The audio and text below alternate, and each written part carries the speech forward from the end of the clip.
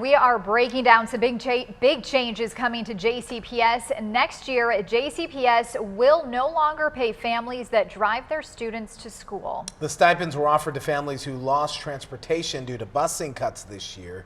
WDRB's Katrina Nickel telling us that it's all part of the more than $99 million that JCPS slashed from the budget last night. Right. Well, they had $12 million budgeted for this, and that's to pay families who drove their kids to school who otherwise lost transportation.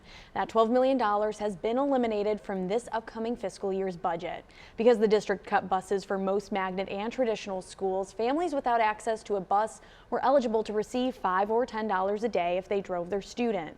JCPS says because of its loss of federal COVID relief dollars, the district needs to cut spending and increase its revenue. Last night, it slashed nearly $100 million from next year's budget, transportation stipends being one of the biggest expenses cut. It's a big blow to us as parents. They continue to say, they're trying to do what's in best interest of the parents and the students, and it doesn't seem that way to us. It seems like everything we get a little step forward, they knock it right back down. And other cuts include delaying renovations of the athletic stadiums at 6 JCPS high schools, which will save the district $8.5 million. It's also delaying bus replacements, saving them $1.6 million. And the district is also eliminating or reducing its contract payments. That includes cutting the Louisville Urban League's contract from $6 million down to just $1 million. And it doesn't stop there. JCPS says next year it will need to cut an additional $50 million from its budget.